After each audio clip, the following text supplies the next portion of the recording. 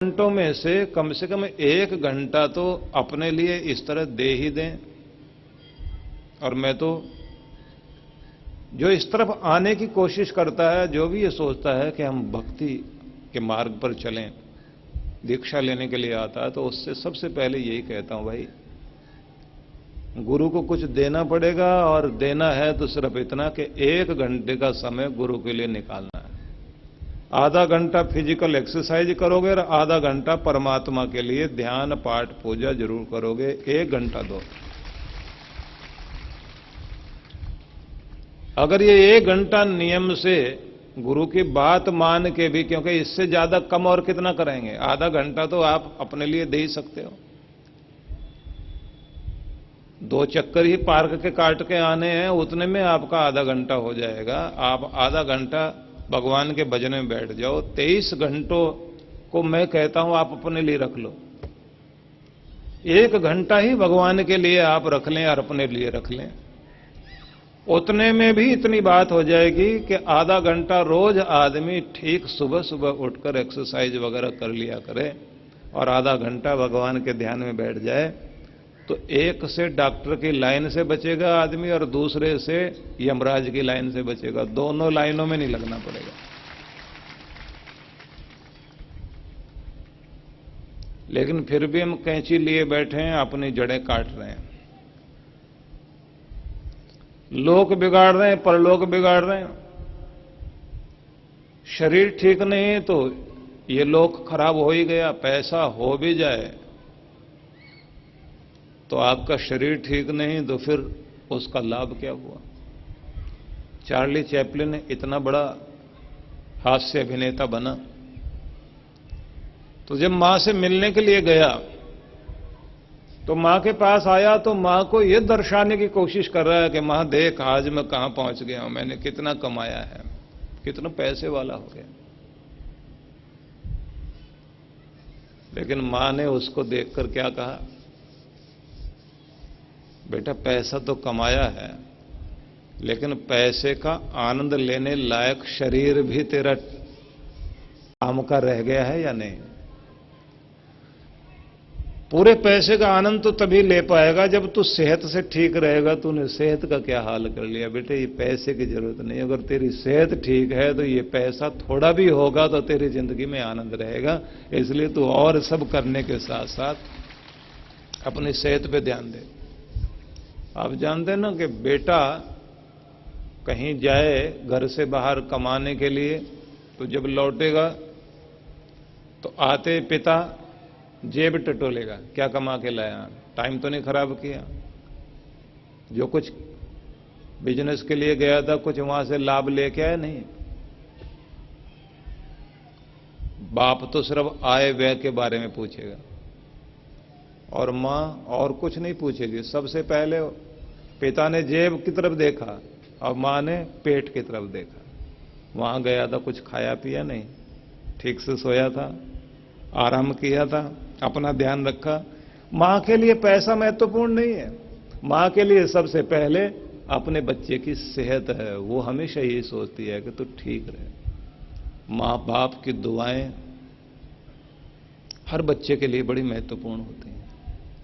लेकिन मैं ये निवेदन करना चाहता हूं, हम अपनी जड़ों को और अपने मां बाप के आशीर्वादों को निष्फल कर रहे हैं, जड़ों को काट रहे हैं, मां बाप के आशीर्वाद बेकार कर रहे हैं, क्योंकि चिंता भय लगा लगा के अपनी उम्र की जड़ों को काटते जा रहे हैं, उसे बड़ा नहीं होने देते, बौने बनकर जी रहे हैं। थोड़ा सा नियम अपना बना लें, लाइफ स्टाइल अपना चेंज कर लें, जीने के अंदाज को ठीक कर लें। थोड़ा है, थोड़े में गुजारा कर लेंगे। जब भगवान ने थोड़ा दिया था, छोटे से मकान में भी खुश रहते थे ना।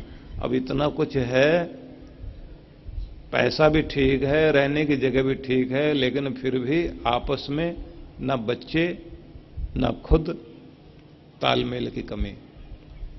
भगवान के लिए समय नहीं, खुद के लिए समय नहीं, दूसरों के लिए समय है और दूसरों का भी कोई उपकार नहीं कर रहे। बहुत लोगों की हालत ये होती है, पूछा कि सब ठीक ठाक है, तो पति तो कुछ नहीं बोला, पत्नी बोली बिजी बहुत है पर काम कुछ भी नहीं है। सारा दिन दौड़ता भागता फिरता रहता, काम कुछ भी नहीं इसके पास, पर बिजी बहुत है। भगवान की तरफ बिजी हो जाओ तो फिर काम भी ठीक रहेगा और काम वाले काम के होके जियोगे, काम के लायक रह जाओगे।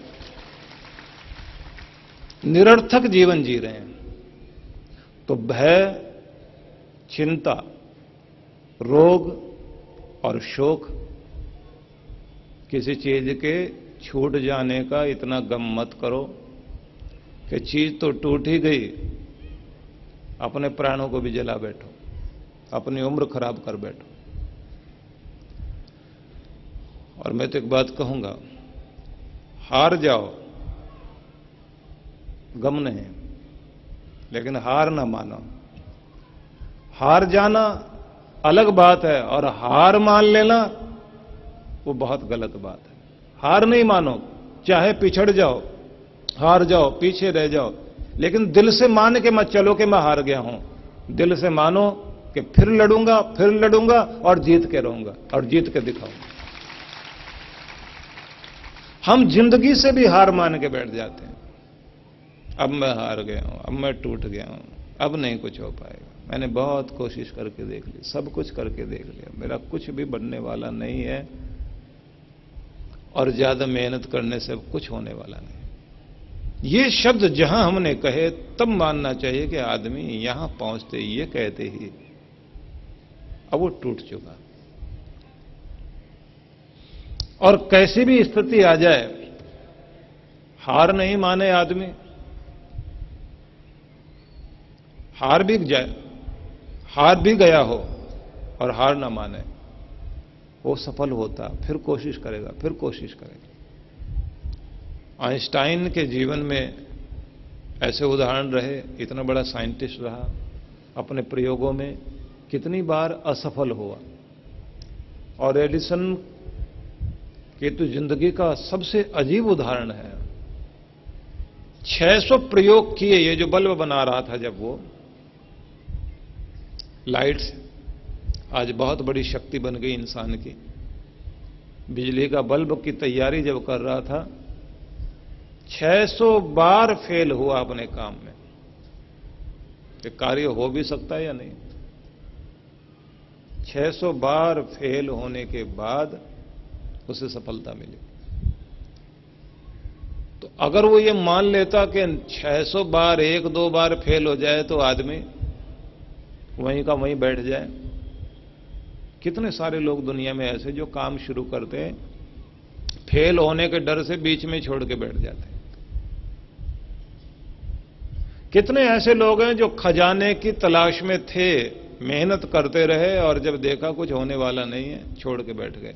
कितने लोग ऐसे हैं, कुआं खोदने के लिए बैठे, थोड़ा सी खुदाई की, उसके बाद फिर बैठ गए, फिर थोड़ी हिम्मत किसी ने दिलाई, दूसरी जगह थोड़ा सा खोदा, फिर बैठ गए। जिंदगी भर अलग अलग जगह जाकर खोदते रहे, लेकिन पानी नहीं मिला और वो ये कह बैठे हमारी किस्मत में था ही नहीं।